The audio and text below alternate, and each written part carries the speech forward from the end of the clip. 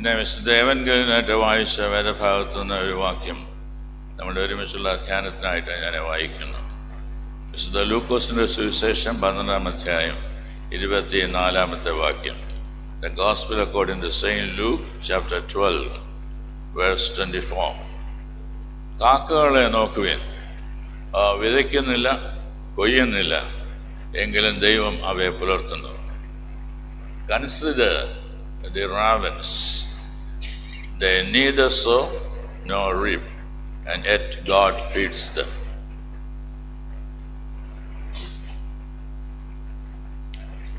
കഴിഞ്ഞ ദിവസം വന്നതായിട്ടുള്ള ദിനപത്രത്തിൽ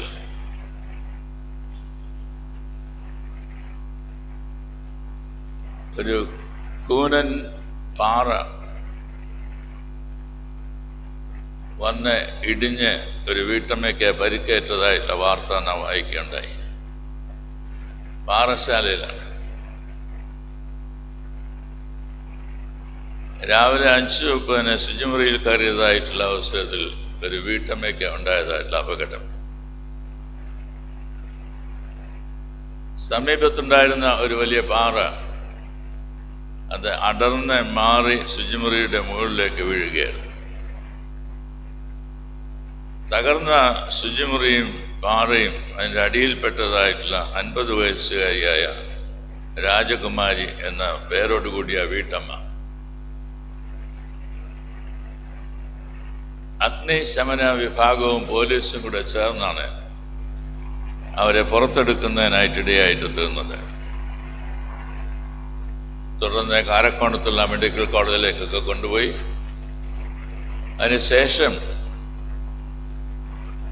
അവരെ മരണത്തിൽ നിന്ന് രക്ഷപ്പെടുത്തുവാൻ കോണം ഇടയായിട്ട് തീരുകയും ചെയ്തു. പരിസ്ഥിതി ഞായറായിട്ട് നാം വേർതിരിച്ചിരിക്കുന്നതായുള്ള ഈ ദിവസം മണ്ണിടിഞ്ഞുകൊണ്ടിരിക്കുന്നതായുള്ള വാർത്തകൾ കേൾക്കുന്ന മഴയുടേതായിട്ടുള്ള ദിവസങ്ങളാണ്. ഇന്നത്തെ പത്രത്തിൽ നാം വായിക്കുകയുണ്ടായി, അറവുശാല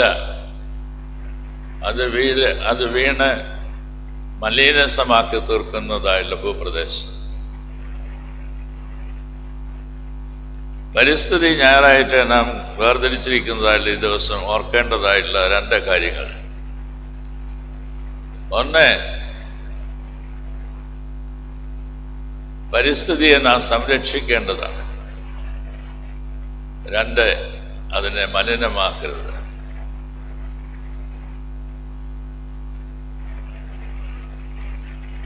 പരിസ്ഥിതി ദിനത്തിൽ നാം പ്രാർത്ഥിക്കുക മാത്രമല്ല ചെയ്യേണ്ടത്, നമ്മുടെ ജീവിതത്തെയും പ്രവർത്തന രംഗങ്ങളെയും ദൈവഹിത പ്രകാരം വിശുദ്ധീകരിപ്പാൻ്റെ കൂടെ നമുക്കിടയായിട്ട് തരും.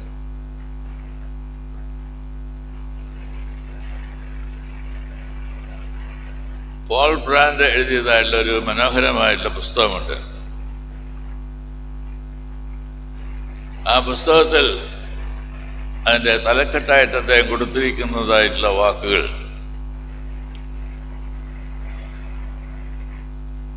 ഫിയർഫുള്ളി ആൻഡ് വണ്ടർഫുള്ളി മെയ്ഡ് എന്നുള്ളതാണ്. സർജറി നടത്തുന്നതായുള്ളൊരു സർജൻ മൈക്രോസ്കോപ്പിലൂടെ തൻ്റെ കയ്യിലിരിക്കുന്നതായുള്ള കത്തിയുടെ അഗ്രം നോക്കുന്ന അവസരത്തിൽ അതൊരു തടി അറക്കുന്ന വാള് പോലെ വികൃതമായിരിക്കുന്നത് കാണാനായിട്ടിടയാകുന്നു. എന്നാൽ ദൈവം സൃഷ്ടിച്ചതായുള്ള മനുഷ്യ അവയവങ്ങളെ പരിശോധിക്കുന്നതായുള്ള അവസരത്തിൽ അത് വളരെ പെർഫെക്റ്റാണ്, ഒരു കുറവുമില്ല.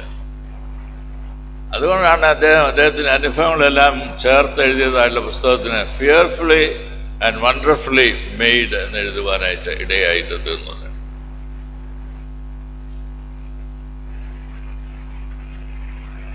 നാം അനുഭവിക്കുന്നതായുള്ള ഭൂമി പലപ്പോഴും നാം കണക്കാക്കുന്നത് അത് നമ്മുടെ ഒരു ഇൻഹെറിറ്റഡ് വെൽത്താണ് എന്നുള്ളതാണ്. എന്നാൽ ദൈവത്തിൻ്റെ വചനം നമ്മെ ഓർമ്മപ്പെടുത്തുന്നു,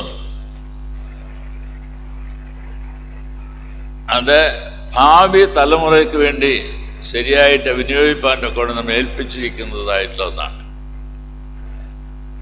എല്ലാറ്റിൻ്റെയും ഉടമ എന്ന് പറയുന്നത് ദൈവമാണ്.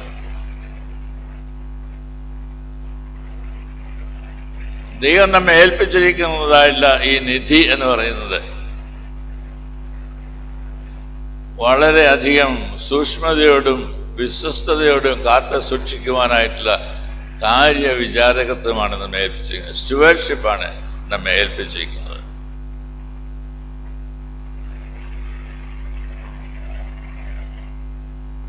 പരിസ്ഥിതിയുടെ നാളുകളിൽ നാം കേൾക്കുന്നതായിട്ടൊരു വാചകമാണ് let us build green communities എന്നത്. Let us build green communities എന്നത് ഒരു മരം നടുന്നതിനെ കുറിച്ചല്ല പറയുന്നത്. അല്പം വെള്ളം കാത്തു സൂക്ഷിക്കുന്നതിനെ കുറിച്ചുമല്ല പറയുന്നത്. പിന്നെ ഒരു കമ്മ്യൂണിറ്റി അതിൻ്റെ വാസസ്ഥലമായി എല്ലാവർക്കും വിനിയോഗിക്കുവാൻ കഴിയുന്നതായുള്ള രീതിയിൽ അതിനെ പരിരക്ഷിക്കുക എന്നതാണ് ദൈവം ആഗ്രഹിക്കുന്നത്. അതുകൊണ്ട് അതൊരു ജീവിത ശൈലി തന്നെയാണ്. പരിസ്ഥിതി ദിനത്തിൽ നാം 1-2 തൈകളൊക്കെ നട്ടു എന്ന് വരാം. അത് പ്രതീകമാണ്. ഇവിടെ ഇരിക്കുന്ന ഓരോ വ്യക്തിയും അവരവരുടെ ഭവനങ്ങളിൽ വൃക്ഷത്തൈകൾ നടണം എന്ന് നമ്മെ പഠിപ്പിക്കുന്നതായിട്ടുള്ള ഭാഗമാണ്. ഞാൻ കുറച്ചു നാളെ ശാന്തിനികേതനിൽ പഠിക്കുകയുണ്ടായി. ബംഗാളിലുള്ളതായിട്ടുള്ളൊരു സ്ഥലമാണ്. രവീന്ദ്രനാഥ് ടാഗോറിൻ്റെതായിട്ടുള്ള സ്ഥലമാണ്. അവിടെ കലാഭവനിൽ പഠിക്കുന്നതായിട്ടുള്ള ആളുകൾ എല്ലാ വർഷവും ഒരു പ്രത്യേക തീയതിയിൽ പാട്ടും പാടി ഡാൻസ് ചെയ്ത് ചെടികളുമായി വന്ന് വൃക്ഷത്തൈകൾ നടും. ക്ലസ്റ്ററായിട്ട് നടും. എല്ലാ വർഷവും അത് ചെയ്യും. നമ്മളുടെ ജീവിതത്തെ പരിശോധിക്കുവാനായിട്ട് നമ്മോട് ആവശ്യപ്പെട്ടാൽ നമ്മൾ ചെയ്യുന്നത് എല്ലാ വർഷവും മരം വെട്ടും. അതിനപ്പുറത്തായിട്ട് തന്നെ പറയാൻ സാധിക്കുന്നു. ഒരു മരം വെട്ടിയാൽ 3 തൈകളെങ്കിലും നടണം എന്നത് നമ്മളുടെ പ്രമാണമായിട്ട് മാറിയിട്ടുണ്ട്. ജീവിത പ്രമാണമായിട്ട് മാറിയിട്ടുണ്ട്. ഒരു മരം വെട്ടിയാൽ 3 തൈകളെങ്കിലും നടണം.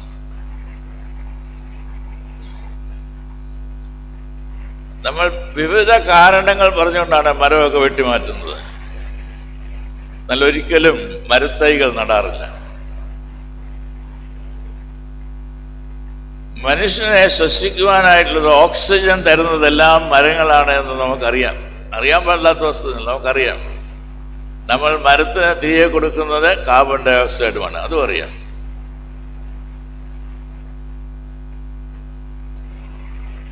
അതുകൊണ്ട് തന്നെ ഈ ആധുനിക കാലത്ത്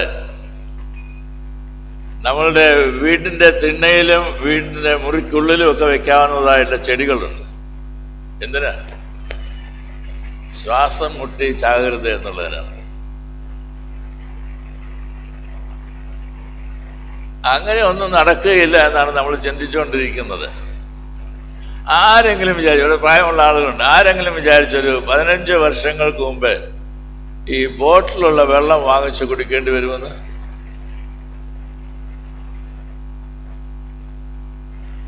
ഞാൻ നടന്ന് ക്ഷീണിച്ച് ഒരു കിണറ്റിൽ നിന്ന് വെള്ളം കോരിയതായിട്ടുള്ള സ്ത്രീയുടെ അടുത്ത് ചെന്ന് വെള്ളം കുടിച്ചതായിട്ടുള്ള സംഭവമൊക്കെ ഓർക്കുന്നുണ്ട്. നമ്മൾ കൈകൾ നീട്ടും, കയ്യിലോട്ട് ഒഴിച്ചു തരും, കൈ കുമ്പിളാക്കി അതിൽ നിന്ന് വെള്ളം കുടിക്കും. ഇതായിരുന്നു നമ്മളുടെ ജീവിത രീതി എന്ന് പറയുന്നത്. എന്നാൽ അതിൽ നിന്ന് മാറി ഇപ്പോൾ ബോട്ടിലുള്ള വെള്ളമാണ് നമുക്ക് കിട്ടേണ്ടത്, അല്ലെ കുടിക്കുകയില്ല.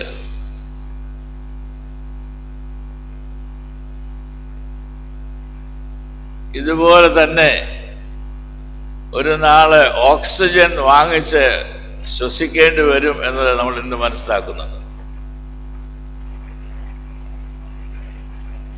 മരങ്ങളെല്ലാം വെട്ടിക്കളയുന്നതായിട്ടുള്ള സാഹചര്യത്തിൽ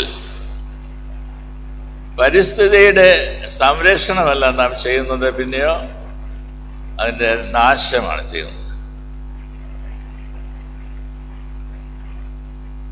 ഞാനൊരു പ്രമാണം പറയുന്നതിനായിട്ട് ശ്രമിക്കട്ടെ. പരിസ്ഥിതിയെ നാം കാത്തു സൂക്ഷിച്ചാൽ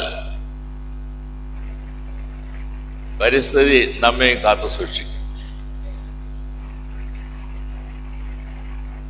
പരിസ്ഥിതിയെ നാം സംരക്ഷിച്ചാൽ പരിസ്ഥിതി നമ്മെ സംരക്ഷിക്കും. ഇത് ഇന്ന് പറയുമ്പോൾ പലർക്കും ഒരു വൈമനസ്സുണ്ട് അതുകൊണ്ട് സ്വീകരിക്കുവാനായിട്ട്. എന്നാൽ എഴുതി വെച്ചു, ഒരു 15 വർഷം കഴിയുമ്പോൾ ഇതിന്റെ ബുദ്ധിമുട്ട് എന്താണെന്ന് മനസ്സിലാക്കും. നമ്മുടെ പാറശാലയില് ഒരു കല്ല് ഉരുണ്ടു വന്ന് ശുചിമുറിയുടെ മുകളിലേക്ക് വീണു. അതിൻ്റെ അടിയിൽ അരയ്ക്ക് താഴേക്കുള്ള ഭാഗങ്ങളെല്ലാം അതിനടിയിലായി തീരുവാൻ തക്കവണ്ണം ഇടയായി തീർന്നു എന്ന വാർത്തയൊക്കെ നാം വായിക്കുന്ന അവസരത്തിൽ മണ്ണ് മാന്തുന്നതിൽ നമുക്ക് യാതൊരു പ്രയാസമില്ല.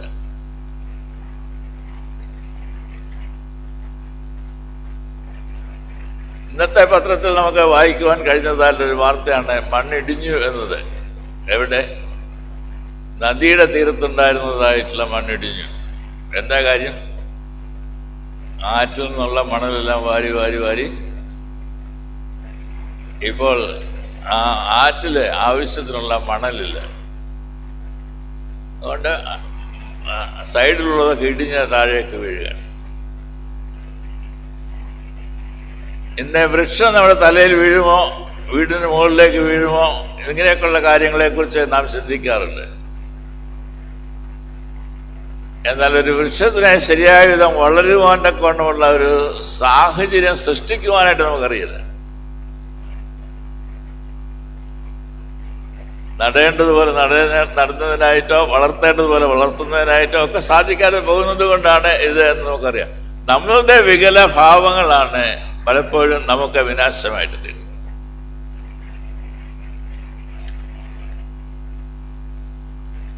ഞാൻ വായിച്ചതായുള്ള വേദഭാഗം, ഇന്ന് അയവൻഗേലിന്റെ വായിച്ചതായുള്ള വേദഭാഗമാണല്ലോ, അതെല്ലാം കേൾക്കുന്ന നമുക്കിടയായിട്ട് തീർന്നു. അവിടെ കർത്താവായ യേശുക്രിസ്തു പറയുന്നത് ഒരു കാക്കയെ കുറിച്ചാണ്.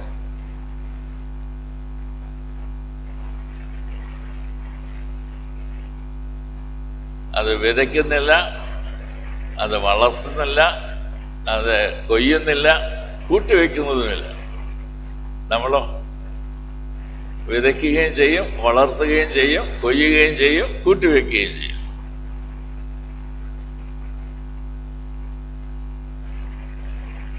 Give us this day our daily bread എന്ന് പ്രാർത്ഥിക്കുവാനായിട്ടാണ് നമ്മെ പഠിപ്പിച്ചിരിക്കുന്നത്. ഇന്നത്തേക്ക് ആവശ്യമായിട്ടുള്ള ആഹാരം ഞങ്ങൾക്ക് തരണമേ. വെറുതെ പ്രാർത്ഥിക്കുകയല്ല. ഇതെല്ലാം നമ്മുടെ അരിമുറിയിലുണ്ട് എന്ന് നമുക്കറിയാം, നമ്മുടെ അടുക്കളയിലുണ്ട് എന്ന് നമുക്കറിയാം. എന്നാലും പ്രാർത്ഥിക്കും. രാവിലെയും പ്രാർത്ഥിക്കും, വൈകിട്ടും പ്രാർത്ഥിക്കും, ഇടയ്ക്കും വേണമെങ്കിൽ പ്രാർത്ഥിക്കും. Give us this day our daily bread. കർത്താവ് അതുകൊണ്ട് പറയുന്നത്, നിങ്ങൾ കാക്കയെ നോക്കുവിൻ, അന്നത്തേക്കുള്ള ആഹാരം അതിന് കിട്ടിയാൽ അത് മതി, നാളത്തെക്കുറിച്ച് അത് വിചാരപ്പെടുന്നില്ല എന്നാണ് പറഞ്ഞതിൻ്റെ അർത്ഥം. നാളെ എവിടെ ആഹാരം കിട്ടും എന്ന് അന്വേഷിച്ച് പുറപ്പെടുന്നില്ല. എന്നാൽ നമ്മൾ അങ്ങനെയല്ല. നമുക്ക് ജീവിക്കുന്നതിന് ആവശ്യമായിട്ടുള്ളതെല്ലാം അധ്വാനിച്ചുണ്ടാക്കണം. എന്നാൽ നമുക്ക് വേണ്ടിയിട്ടുള്ളത് മാത്രമല്ല നമ്മൾ എടുക്കുന്നത്. നമുക്ക് ഒരു ബാങ്കും കൂടി ഉണ്ട്. ആ ബാങ്കിലെ ബാലൻസ് നമ്മളുടെ മക്കൾക്ക് വേണ്ടിയും കൊച്ചുമക്കൾക്കും വേണ്ടിയുമാണെന്ന് പ്രായമുള്ള ആളുകൾ പറയും.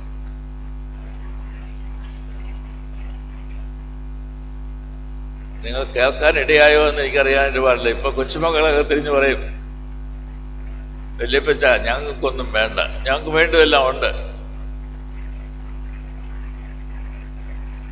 ഇന്ന് യൂത്ത് മൈഗ്രേഷന്റെ കാലഘട്ടമാണ്. യൂത്ത് മൈഗ്രേഷനിൽ പ്രധാനമായിട്ട് നമ്മൾ പറയുന്നത് അവർക്ക് പഠിക്കുന്നതിനായിട്ട് സാധിക്കുന്നില്ല, പഠിച്ചാൽ ഒരു ജോലിയും കിട്ടുകയില്ല, അതുകൊണ്ടാണ് പുറത്തു പോകുന്നത്. ശരി, എന്നാൽ പുറത്തു പോകുന്നതായിട്ടുള്ള കുഞ്ഞുങ്ങൾ ആരും മടങ്ങി വരാറില്ല.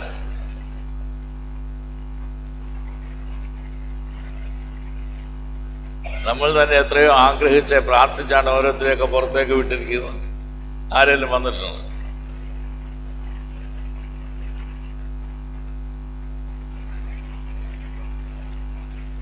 അവരെ അവിടെ പോകുന്നത് പഠിക്കുന്നതിനായിട്ടും പിന്നീട് ഒരു ജോലി കിട്ടുന്നതിനായിട്ടും പിന്നെ ഒരു പെർമനന്റ് റെസിഡന്റ് കിട്ടുന്നതിനായിട്ടും PR കിട്ടുന്നതിനായിട്ടും, അങ്ങനെ PR കിട്ടി അവിടെ താമസിക്കാനിടയായാൽ നമ്മളെ കൂടെ അങ്ങോട്ട് കൊണ്ടുപോകുന്നതിനായിട്ട് ഇതാ താല്പര്യപ്പെടുന്നത്. പണ്ടിങ്ങനെ നമ്മുടെ മക്കൾക്ക്, കൊച്ചുമക്കൾക്ക് ഇങ്ങനെയാണ് നമ്മൾ ചരിച്ചുകൊണ്ടിരുന്നത്. എന്നാൽ ഇപ്പോൾ നമ്മുടെ മക്കൾ തിരിച്ചാണ്. തങ്ങൾക്ക് വേണ്ടിയതെല്ലാം കണ്ടെത്തണം, അതോടൊപ്പം തന്നെ വീട്ടിലുള്ള എല്ലാവരെയും അങ്ങോട്ട് കൊണ്ടുപോകണം. ഒരു റിവേഴ്സ് കൾച്ചർ ഉണ്ടായിക്കൊണ്ടിരിക്കുകയാണ്. ഇതിനെ മനസ്സിലാക്കുവാൻ കൊണ്ട് നമുക്ക് ഇന്ന് ഇടയായിട്ട് തീരുന്നുണ്ടോ എന്ന് ചോദിക്കേണ്ടതായിട്ടുണ്ട്. ഈ കാക്കയെ വിചാരിപ്പീൻ എന്ന് കർത്താവ് പറയുന്നതായുള്ള അവസരം എന്താണ് അർത്ഥമാക്കുന്നത്? കർത്താവ് അർത്ഥമാക്കുന്നത് ഇനഫ് ഈസ് ഇനഫ്. നിനക്ക് ഇന്നത്തേക്കുള്ളത് തന്നിട്ടുണ്ടെങ്കിൽ അത് മതി. അത് നമുക്ക് നമ്മോട് പറയാനായിട്ട് പ്രയാസമാണ്.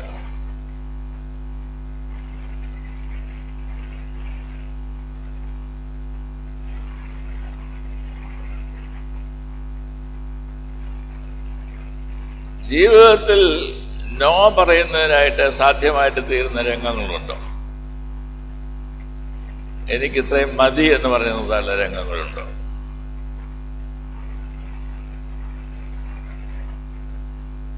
കർത്താവായ യേശുക്രിസ്തുവിന്റെ 8 സെഞ്ചുറിക്ക് മുമ്പാണ്, 8th century BC-യിലാണ് ഇന്ത്യയിലെ ഗൗതമ ബുദ്ധ വളർന്നു വന്നത്. അദ്ദേഹം ലോകത്തിൻ്റെതായുള്ള സഫറിങ്ങിനെയൊക്കെ കണ്ടതായുള്ള അവസരത്തിൽ അദ്ദേഹം ലോകത്തോട് പറഞ്ഞു, desire is the root cause of all suffering in the world. Desire is the root cause of all suffering in the world. 8th സെഞ്ചുറിക്ക് മുമ്പാണ്, 8th century BC-യിലാണ് ഭാരതത്തിൽ ജീവിച്ചതാളുടെ സിദ്ധാർത്ഥയാണ്. അദ്ദേഹം ലോകത്തോട് പറഞ്ഞു, മോഹം എന്ന് പറയുന്നതാണ്, വേണം വേണം എന്ന് പറയുന്നതാണ് നമ്മളുടെ ജീവിതത്തെ തന്നെ താറുമാറാക്കുന്നത്. ഇംഗ്ലീഷിൽ 2 ചെറിയ വാക്കുകളുണ്ട്. ഒന്ന് നീഡ്, മറ്റേത് വാണ്ട്. ഈ 2 വാക്കുകൾ നമുക്ക് പരിചയമുണ്ട്, പക്ഷെ അതിൻ്റെ അർത്ഥം എപ്പോഴെങ്കിലും മനസ്സിലാക്കിയിട്ടുണ്ടെന്ന് അറിയാൻ പറ്റില്ല. ഇതെനിക്ക് അത്യന്താപേക്ഷിതമാണ്. ഉടുക്കുവാൻ വസ്ത്രം അത്യന്താപേക്ഷിതമാണ്, ഉണ്ണുവാൻ ആഹാരം അത്യന്താപേക്ഷിതമാണ്.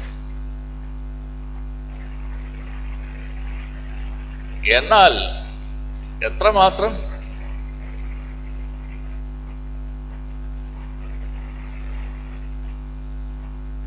നമ്മളുടെ ഭവനങ്ങളിൽ നമ്മൾ വിരുന്നിന് പോയാൽ പോലും മതിയെന്ന് പറഞ്ഞാൽ കേൾക്കുകയല്ല. 2 കൂടെ പിന്നെ എഴുന്നേറ്റ് പോകാൻ തന്നെ പ്രയാസമായിട്ട് വരും. മതി എന്ന് പറയുക എന്നത് ആവശ്യമാണ് ജീവിതത്തിൽ. എനിക്കിനി വേണ്ട എന്ന് പറയുക എന്ന് പറയുന്നത് ആവശ്യമാണ്. ഈ ഡയബറ്റിക്കാരെ കുറിച്ച് ഞാൻ കേട്ടിട്ടുണ്ട്. എനിക്ക് ഡയബറ്റിസ് ഇല്ല, അതുകൊണ്ട് എനിക്ക് ധൈര്യമായിട്ട് പറയാം. ഡയബറ്റിസുകാരെ കുറിച്ച് കേട്ടിട്ടുണ്ട്. പായസം കണ്ടു കഴിഞ്ഞാൽ പിന്നെ ഇച്ചിരി നാരങ്ങായും കൂടെ ഉണ്ടെന്ന് ചോദിക്കുന്നതേ ഉള്ളൂ. പായസം വേണം, വേണ്ടെന്ന് പറയില്ല. അല്ലേ പറയും, ഞാൻ വേണേ ഇച്ചിരി കൂടെ ഒരു ഇഞ്ചക്ഷൻ കൊണ്ട് എടുത്തോളാം എന്ന് പറയും. മതി എന്ന് പറയുവാൻ കൊണ്ടിടയാകുകയും ഇന്നഫ്, ഇനി എനിക്ക് ഇത്രയും മതി എന്നത് പറയാൻ, വേണ്ട എന്ന് പറയാനൊക്കെ ഇടയായി തീരുകയും ചെയ്യുക എന്ന് പറയുന്നത് ജീവിതത്തിന്റെ ശൈലിയായിട്ട് മാറേണ്ടതായുള്ള ആവശ്യകത.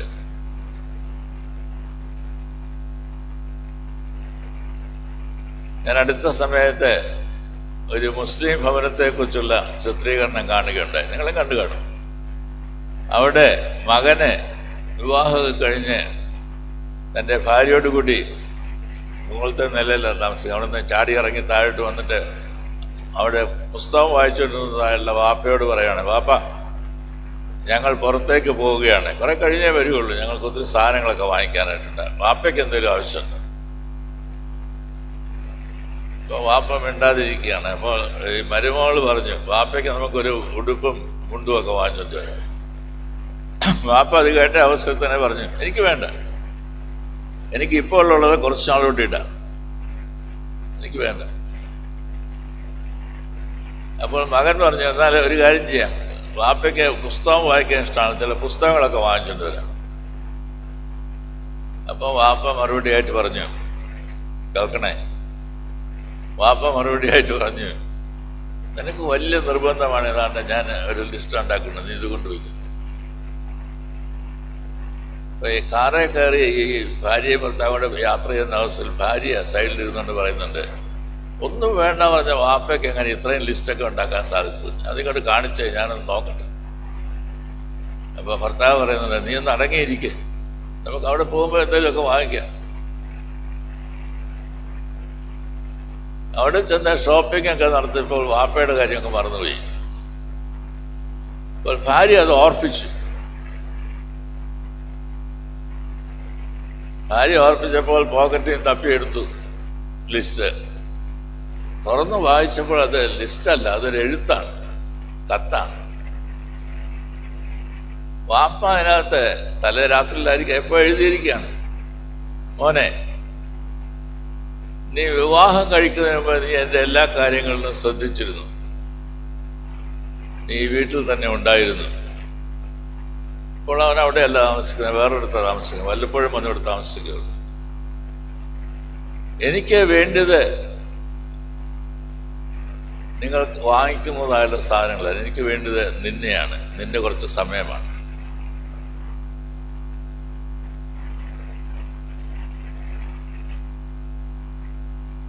Time is more important in all relationships എന്നാണ് നമ്മൾ പഠിക്കുന്നത്. ഒത്തിരി കാര്യങ്ങൾ ചെയ്യാൻ നമ്മൾ ധൃതിയാണ്. പ്രത്യേകിച്ച് ഈ മൊബൈലും കൂടെ കയ്യിലോട്ട് വന്നേ പിന്നെ സമയമില്ല, നമുക്ക് ആർക്കും സമയമില്ല. Everybody is BC. പണ്ട് ഈ കിടക്കയുടെ അരികിലൊക്കെ വേദപുസ്തകമായത് വെച്ചുകൊണ്ടിരുന്നത്, ഇപ്പോൾ മൊബൈലാണ്. കാരണം അത് എന്തെങ്കിലും ഒരു വാർത്ത വന്നാൽ ഉടനെ എനിക്ക് എഴുന്നേറ്റ് അത് നോക്കണം.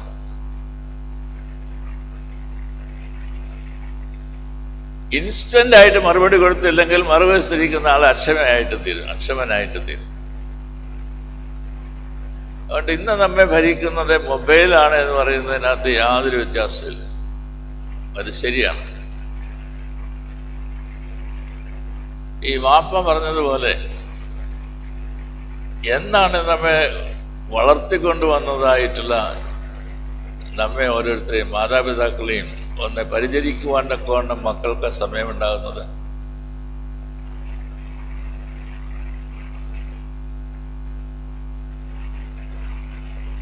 ഞാനിന്ന് 12 വയസ്സിന് താഴെയുള്ള കുഞ്ഞുങ്ങളെ വിളിക്കുകയുണ്ടായി. അറിഞ്ഞോണ്ട് വിളിച്ചതാണ്.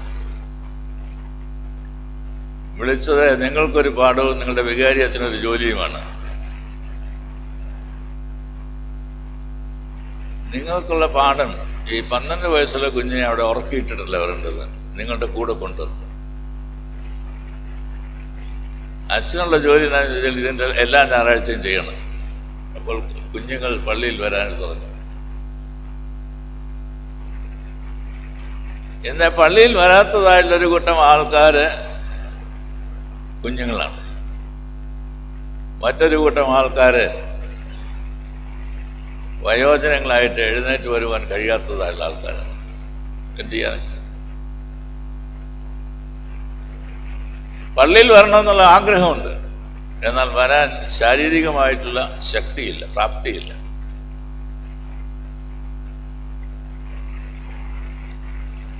അതുകൊണ്ട് ഇവിടെയുള്ള യുവജനങ്ങളെല്ലാം ചെയ്യേണ്ടതായുള്ള ശുശ്രൂഷകൾ മക്കളെ ദൈവത്തിൻ്റെ സന്നിധിയിൽ കൊണ്ടുവരുവാൻ മാതാപിതാക്കളോട് പറയുന്നു. 2, പള്ളിയിൽ വരുന്നതായിട്ടുള്ള പ്രായമുള്ള ആളുകളെ സ്വീകരിച്ച് അവരിരിക്കേണ്ടതായുള്ള സ്ഥാനത്ത് കൊണ്ട് ഇരുത്തുന്നതിനായിട്ട് സമയമെടുക്കണം, താല്പര്യമെടുക്കണം. We all want to be here. ഇത് ഫാമിലി ഓഫ് ഫാമിലീസ് ആണ്, കുടുംബങ്ങളുടെ കുടുംബമാണ്. We all want to be here. എന്നാൽ നമ്മൾ തന്നെ ഉണ്ടാക്കിയെടുക്കുന്നതായുള്ള ചില ജീവിത ക്രമങ്ങൾ കൊണ്ട് സാധിക്കാതെ പോകുന്നു. ശനിയാഴ്ച വൈകിട്ട് തന്നെ കുഞ്ഞുങ്ങളോടൊന്ന് പറഞ്ഞ് നിങ്ങളെക്കാട്ടും മുമ്പേ കുഞ്ഞുങ്ങൾ റെഡിയാകും പള്ളിയിൽ പോകാൻ. അത് പറഞ്ഞു നോക്കിക്കുക.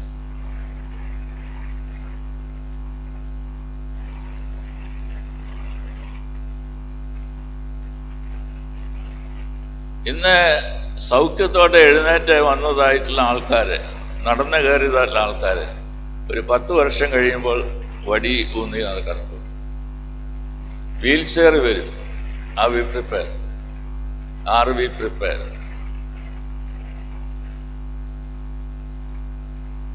മുമ്പിൽ വന്ന കുർബാന കൊള്ളണമെന്നുള്ള ആഗ്രഹമൊക്കെ ഉണ്ട്, പക്ഷെ നടന്നു വരാനായിട്ടൊക്കത്തില്ല. അതുകൊണ്ട് അവരിയ്ക്കുന്ന ഇടത്ത് കൊണ്ടുപോയി കൊടുക്കത്തക്കവണ്ണമുള്ള ജീവിത ശൈലികളൊക്കെ നമുക്കുണ്ടാവണം.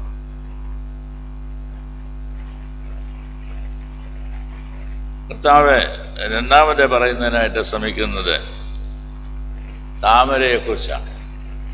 വയലിലെ താമരയെ നോക്കുവേൻ. അത് ടേസ്റ്റ് നോക്കുന്നില്ല, വെറൈറ്റി നോക്കുന്നില്ല, ക്വാളിറ്റി നോക്കുന്നില്ല, ഏത് ബ്രാൻഡാണെന്ന് നോക്കുന്നില്ല. ഇതെല്ലാം അല്ലേ നമ്മുടെ സൗന്ദര്യത്തിന് വക കൂട്ടുന്നത്.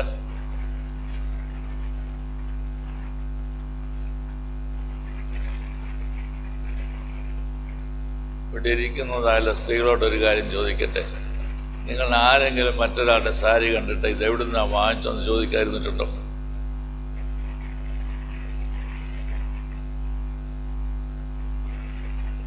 ഉള്ളത് മതി എന്ന് പറയുന്നതിനായിട്ട് സാധിക്കണ്ടേ?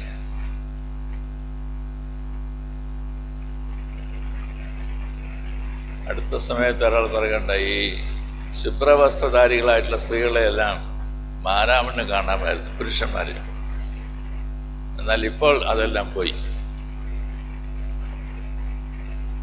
എല്ലാവരും വിരൽ ചൂണ്ടും മെത്രാപ്പൊലീത്തായിലേക്ക്, സഭയിലേക്കൊക്കെ വിരൽ ചൂണ്ടു.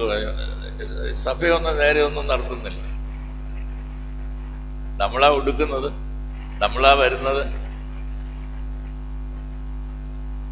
ഒരു കാര്യം ഉറപ്പാണ്, വചനം കേൾക്കുവാനായിട്ട് താല്പര്യമുണ്ട്. അതുകൊണ്ട് ഉച്ചയ്ക്ക് 2:30-ക്കാണെങ്കിലും പന്തൽ നിറച്ച ആൾക്കാരാണ്. ഉച്ചയ്ക്ക് 2:30-ക്കാണെങ്കിൽ പോലും എത്ര വെയിലുള്ള സമയമാണ്. എല്ലാ നാട്ടിലും റിലേ ചെയ്ത് ഇത് പോകുന്നുണ്ട്. അവിടെ ഇരുന്ന് കാണാം, വീട്ടിലിരുന്ന് ഇതെല്ലാം കാണാം. എങ്കിൽ തന്നെയും ഇവിടെ വരുന്നതായിട്ടുള്ള ആളുകളുടെ എണ്ണം കുറഞ്ഞിട്ടില്ല. അതൊരു ജീവിത ശൈലിയാണ്, ജീവിതചര്യയാണ്. വന്നേ ഒക്കുള്ളൂ.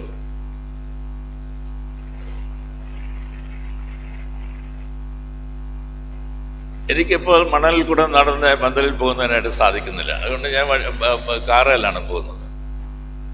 എന്നാൽ ഈ പോകുന്ന അവസ്ഥയിൽ വളരെ പ്രായമുള്ള ആളുകൾ വളരെ വിഷമിച്ച് നടന്നൊക്കെ കയറി വരുന്നതൊക്കെ ഞാൻ കാണാറുണ്ട്. തീഷ്ണതയാണ്, എരിവാണ്. എനിക്ക് പോയേ ഒക്കുള്ളൂ എന്നുള്ളതായിട്ടുള്ള താല്പര്യമാണ്. ഈ തീഷ്ണത നിലനിർത്തുവാനായിട്ട് നമുക്ക് സാധിക്കും.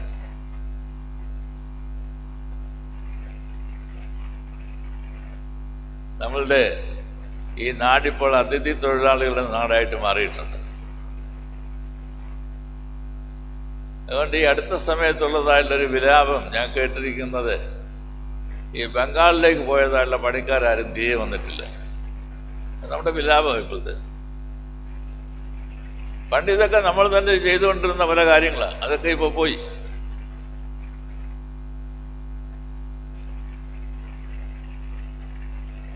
ഒരു സ്കോളർ ഇപ്രകാരം പറയുകയുണ്ടായി, ഇന്ന് നമുക്ക് ഈ കുട്ടികളൊക്കെ PhD വരെ പഠിക്കുന്നതിനകത്ത് താല്പര്യമുണ്ട്. എന്നാൽ ആരും തടി ഇറക്കുന്നതിനായിട്ടോ വീടുണ്ടാക്കുന്നതിനായിട്ടോ കിണർ കുത്തുന്നതിനായിട്ടോ ഒന്നും പോകാറില്ല. വിദേശത്താണെങ്കിൽ പോകും, ഇവിടെ പോകാറില്ല. ശരിയല്ലേ? ഇതെല്ലാം ഒരിക്കൽ നമ്മളെല്ലാം ചെയ്തുകൊണ്ടിരുന്നതാണ് എന്ന് തോന്നുന്നു. ചെയ്തുകൊണ്ടിരുന്ന നല്ല നല്ല കാര്യങ്ങൾ വേണ്ട എന്നാക്കിയത് നമ്മൾ തന്നെയാണ്. അതുകൊണ്ടാണ് ഇന്നത്തെ വിലാപം. ഒരു ധനാഢ്യനായിട്ടുള്ള മനുഷ്യൻ, പണമുണ്ട്, ഇഷ്ടംപോലെ പണമുണ്ട്. അതുകൊണ്ട് അങ്ങനെ ഒരു മനുഷ്യന് ഒരു പ്രാവശ്യം ഈ അതിഥി തൊഴിലാളികൾ ഒരാളെ വിളിച്ചു പറഞ്ഞു, നീ ഒരു വലിയ കുഴി ഉണ്ടാക്കി തരണം. അവൻ പറഞ്ഞു, ഞാൻ ചെയ്യാം. അവൻ പോയി നല്ലൊരു കുഴിയൊക്കെ ഉണ്ടാക്കി. എന്തിനാണ് എന്നൊന്നും അദ്ദേഹത്തിന് മനസ്സിലായില്ല. എന്നാൽ കുറെ കഴിഞ്ഞ് മണം കേട്ടപ്പോൾ മനസ്സിലാക്കി ബിരിയാണി വരുന്നുണ്ട് എന്നുള്ളത്.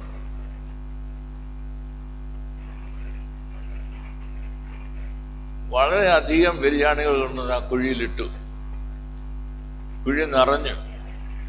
അത് കഴിഞ്ഞിട്ടും ഉണ്ടായിരുന്നു.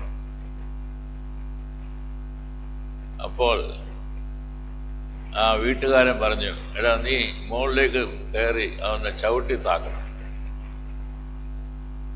അവൻ പറഞ്ഞു, സാറേ എന്നോട് അത് മാത്രം പറയരുത്, സാറേ അത് മാത്രം എന്നോട് പറയരുത്. അപ്പോഴാണ് അവൻ ആരാണെന്ന് എന്താണെന്നൊക്കെ ചോദിക്കാനായിട്ട് ഇത് തോന്നി. അത് ചോദിച്ചു, നീ എവിടുത്തുകാരനാ? ഞാൻ ബീഹാറിയാണ്. എൻ്റെ വീട്ടിൽ ആരൊക്കെ ഉണ്ട്? എൻ്റെ വീട്ടിലൊരു മകളുണ്ടായിരുന്നു, ഇപ്പോൾ ഇല്ല. അവൾക്കെന്ത് പറ്റി? അവൾ മരിച്ചുപോയി. അവൾക്ക് എന്നാ മരിക്കാൻ കാരണം? അദ്ദേഹം പറഞ്ഞു, അവൾ മരിച്ചത് പട്ടിണി കൊണ്ടാണ്, ആഹാരം കിട്ടാതെയാണ് മരിച്ചത്. സാറ് എന്നോട് പറയരുത് ചവിട്ടിത്താക്കാനായിട്ട്. ആർക്കാണ് ധാർമ്മികതയുള്ളത്? ആർക്കാണ് ധാർമ്മികതയുള്ളത്?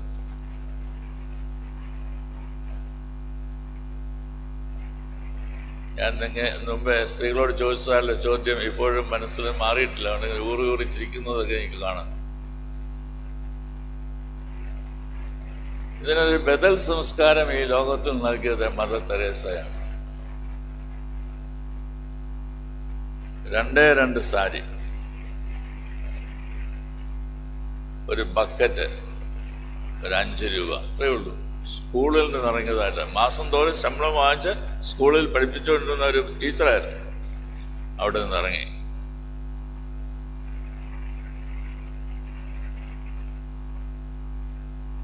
വഴിയോരത്ത് കിടക്കുന്നതായുള്ള മനുഷ്യരെ, ഓടയിൽ കിടക്കുന്നതായുള്ള മനുഷ്യരെ താങ്ങിയെടുത്ത് അവരെ പരിരക്ഷിക്കുവാനായിട്ട് ഇറങ്ങിയതായിട്ടുള്ളൊരു വ്യക്തിയാണ്. അതുകൊണ്ട് പൂവറസ്റ്റ് ദ പൂവർ അവരുടെ അമ്മയാണ്. ഒരു കുഞ്ഞിനെയും ജനിപ്പിച്ചിട്ടില്ല, അമ്മയാണ്, ലോകത്തിൻ്റെ അമ്മയാണ്. 2 സാരി, ഒരു ബക്കറ്റ്, 5 രൂപ.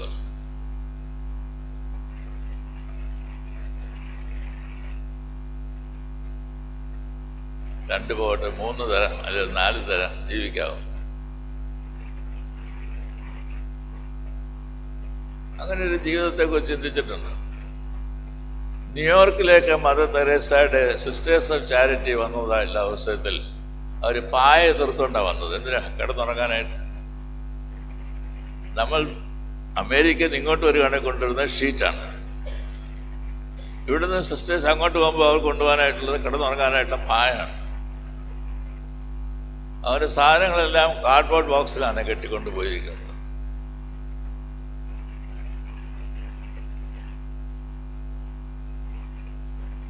അവർക്ക് പണമില്ല, താമസിക്കാൻ കെട്ടിടമില്ല, ബാത്ത് ടബില്ല, ഷവർ എടുക്കാനായിട്ടുള്ള രംഗമൊന്നുമില്ല. വെള്ളം വേണമല്ല, കോരി ഒഴിച്ച് കുളിച്ചോണം.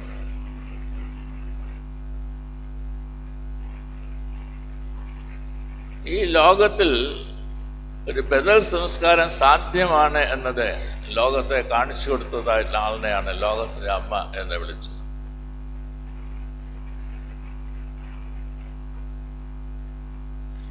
ഇന്ന് വിടരുന്നതും നാളെ തീയിലിടുന്നതുമായ ഒരു പുഷ്പത്തെ ദൈവത്തിനെ പരിചരിക്കുവാനായിട്ട് സാധിക്കുമെങ്കിൽ നിങ്ങളെ എത്രയോ അധികം എന്നാണ് കർത്താവ് ചോദിക്കുന്നത്. നിങ്ങളെ എത്രയോ അധികമായിട്ട് സൃഷ്ടിയുടെ മകുടമായിട്ടുള്ള മനുഷ്യനെ കാത്തു സൂക്ഷിക്കുവാനായിട്ട് കഴിയുന്നതായുള്ള ദൈവത്തെക്കുറിച്ചാണ് പറയുന്നത്. എൻ്റെ വാക്കുകളെ ചുരുക്കുന്നതിനായിട്ട് ശ്രമിക്കട്ടെ. 2 കാര്യങ്ങളാണ് ഞാൻ പറയാനായിട്ട് ശ്രമിച്ചത്. ഒന്ന്,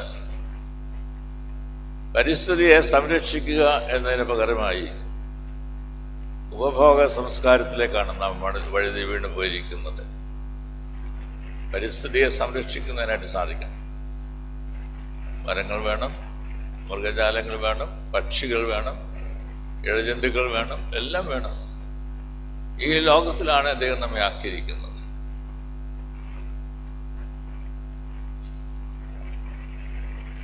ദൈവരാജ്യത്തെക്കുറിച്ച് സൂചിപ്പിക്കുന്നതായുള്ള കർത്താവാണ് ഇതെല്ലാം തന്നെ പറയുന്നത്. മുമ്പേ അവൻ്റെ രാജ്യവും നീതി അന്വേഷിപ്പീൻ, അതോടുകൂടി ഇതൊക്കെയും നിങ്ങൾക്ക് കിട്ടും എന്നാണ് കർത്താവ് പറയുന്നത്. അതുകൊണ്ട് ദൈവരാജ്യത്തെക്കുറിച്ചുള്ള കാഴ്ചപ്പാടാണ് ദൈവം നമുക്ക് നൽകുന്നത്. ദൈവരാജ്യത്തിൽ നമ്മൾ വായിക്കുന്നുണ്ട്, വിവാഹത്തിന് ആരെയും കൊടുക്കാറുമില്ല, അവിടെ വിവാഹ ജീവിതവുമില്ല. അതിൻ്റെ അർത്ഥം നാം അറിയുന്നതായുള്ള സഹോദരങ്ങളെല്ലാം, ജനങ്ങളെല്ലാം നമുക്കൊരു പിതാവ് തന്നെ എന്ന് വായിക്കുന്നത് പോലെ, പാടുന്നത് പോലെ അവരെല്ലാം തന്നെ നമ്മുടെ സഹോദരങ്ങളും സഹോദരികളുമാണ്. നാം ഒരുമിച്ച് ഈ ലോകത്തിൽ ജീവിക്കുവാനായിട്ടുള്ളവരാണ്.